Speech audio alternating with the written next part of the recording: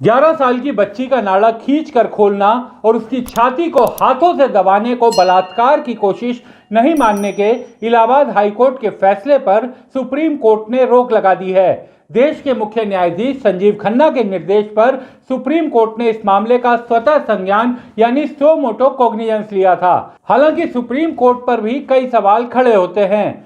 सोमवार को इस मामले में जनहित याचिका दाखिल की गई थी, लेकिन जस्टिस बेला त्रिवेदी ने इसे सुनने से ही इनकार कर दिया था। नमस्कार, मैं हूं आपका साथी विक्रांत यादव। क्या सुप्रीम कोर्ट ने स्वतः संज्ञान लेकर इस मामले में संवैधानिक अदालतों से दो बार हुई गलती या यूं कहें अपराध की आत्मग्लानि को दूर करने की कोशिश की है? ऐसा हम इसलिए कह रहे हैं क्योंकि सबसे पहले तो देश के सबसे बड़े सूबे उत्तर प्रदेश के इलाहाबाद हाईकोर्ट ने इस जघन्य अपराध को बलात्कार की कोशिश ही मानने से इनकार कर दिया था।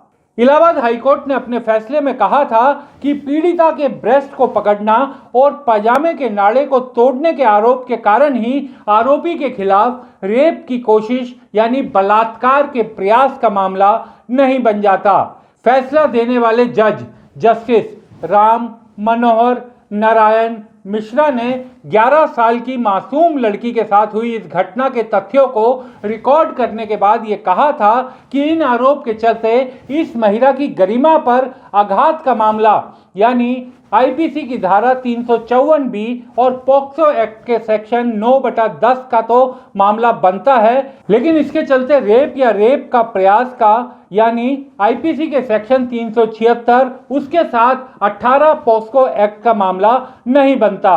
अब आप बताइए, 11 साल की बच्ची के निचले वस्त्र के नाड़े को खोलना और उसकी छातियों को हाथ से दबाने का कुत्सित अपराध जज साहब को बलात्कार की कोशिश की श्रेणी में नहीं लगता, तो जज साहब अपने आदेश में यह भी बता देते कि बलात्कार की कोशिश की श्रेणी में किस किस अपराध को रखा जाएगा। यह फैसला सामने आने के बाद देश भर में महिला और सामाजिक संगठनों ने रोष जताया। फैसले की सोशल मीडिया पर जमकर आलोचना हुई। उसके बाद मामला सुप्रीम कोर्ट में एक बार फिर पहुंचा। एक व्यक्ति ने इस मामले में जनहित याचिका दाखिल की। उसने सुप्रीम कोर्ट से हाथ जोड़कर अनुरोध किया कि इस मामले में दखल दिया जाए। सुप्रीम कोर्ट में मंगलवार को इस मामले की जब सुनवाई जस्टिस बेला त्रिवेदी की बेंच के सामने हुई तो याचिकाकर्ता के वकील ने बेटी पढ़ाओ बेटी बचाओ के नारे को बोलते हुए कुछ कहने की कोशिश की।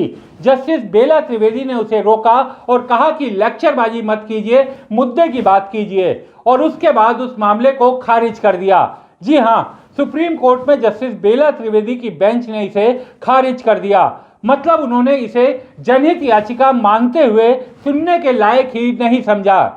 जाहिर है एक बार फिर मामला मीडिया, खास तौर से सोशल मीडिया की सुर्खियां बना तो पता चला कि सुप्रीम कोर्ट ने इस मामले में स्वतः संज्ञान यानी सो मोटो कॉग्निजेंस ले लिया है।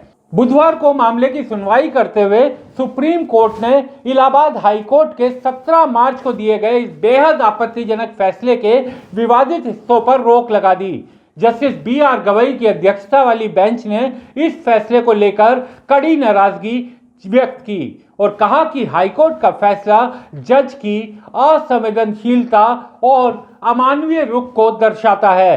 बेहद सख्त शब्दों का इस्तेमाल करते हुए जस्टिस गवई ने यह भी कहा कि इलाहाबाद हाईकोर्ट के जज ने यह फैसला जल्दबाजी में नहीं दिया है।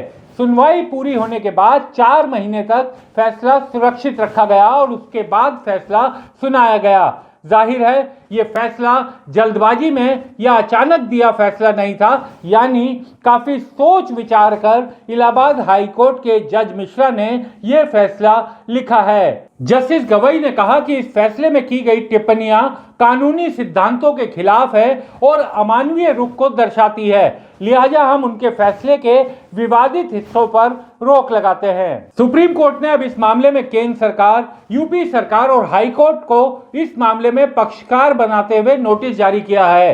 कोर्ट ने अटॉर्नी जनरल और सॉलिसिटर जनरल को भी इस मामले में सहयोग करने को कहा है। साथ ही इस आदेश की प्रति इलाहाबाद हाईकोर्ट के मुख्य न्यायाधीश के पास भी भेजने को कहा है ताकि वो आगे की कार्यवाही पर विचार करें। हालांकि यहाँ ये सवाल भी उठता है कि क्या इस तरह के बेतुके फैसले सुनाने वाले जजों के खिलाफ कार्रवाई नहीं होनी चाहिए?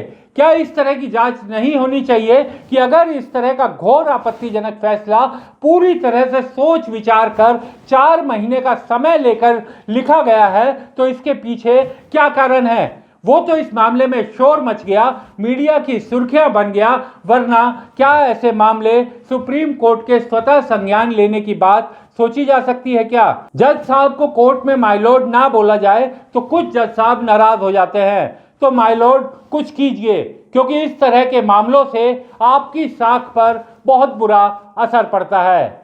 तो इस तरह की खबर देखने के लिए स्वतंत्र के साथ जुड़े रहिए। आप सभी से अनुरोध है कि हमारी खबरों को लाइक कीजिए, सब्सक्राइब कीजिए चैनल को और अपने साथियों के साथ शेयर करना ना भूलिए। हमारे चैनल को कृपया लाइक करें, सब्सक्राइब करें और अपने साथियों से भी जरूर करवाएं। शुक्रिया।